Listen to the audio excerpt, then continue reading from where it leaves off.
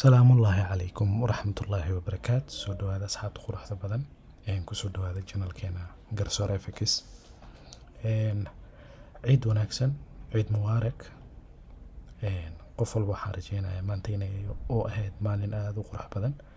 sidoo kale anagana waxay inoo ahayd maalin aada u qurux badan, maalin ciida iyo waxaa iskugu kay beegmay maalin aan la wadaaga asxaabteeda interiya aada u qurux badan. taariikhda 10 abriil inoo ahayd maanta, saad la socotid.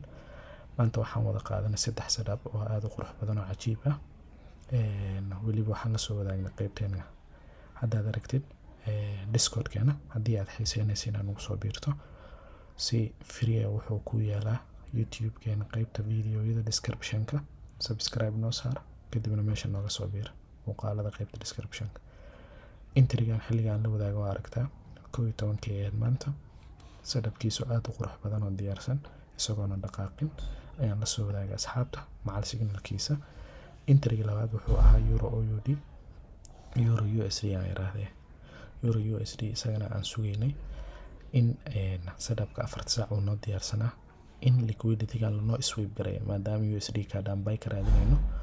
euro USD sell baan ka sugaynay, saa la socotid. maadaama buy side liquidity lanoo qaaday, waxaan rabnay in lanoo soo sweep gareeyo oo liquidity-yada meesha yaala la qaado, kadibna aan soo sell gareyno.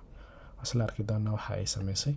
sidoo kale intriga kale wuxuu ahaa euro USD aan la wadaagay macal sadabkiisa iyo signalkiisaba. waxaa aragtaa euro USD xilliga ay dhaqaaqaysay exactly timekii inaan la wadaagnay. sadabka waxaa ka horeeyay, saa inta aragtid sadabka waxaa nooga horeeyay euro USD hala buy gareeyo markaan dhahayay ayaa horeeyay. kadib sadabkan gadaal ka soo dhignay xilliga timeka way ku kala duwan yihiin almost 1 minute waxaa waaye kala horeeyeen. sniper intri qurux badan ayaan ka helnay, waan isla eegnay insha allah qaybteena chartiska. euro USD card waxaa aragtaa inay intri qurux badan cajiib ah ayna siisay 1-3 una ahaa.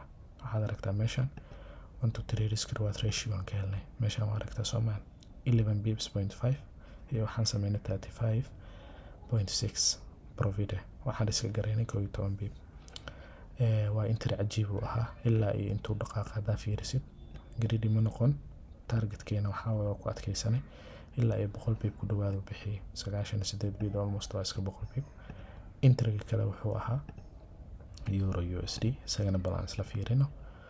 isagana si cajiib ah oo mucjiso ah ayuu soo dhacay. hadaa fiirisid 1 hour-ka sadabkeena weli sidii noogu diyaarsanaa.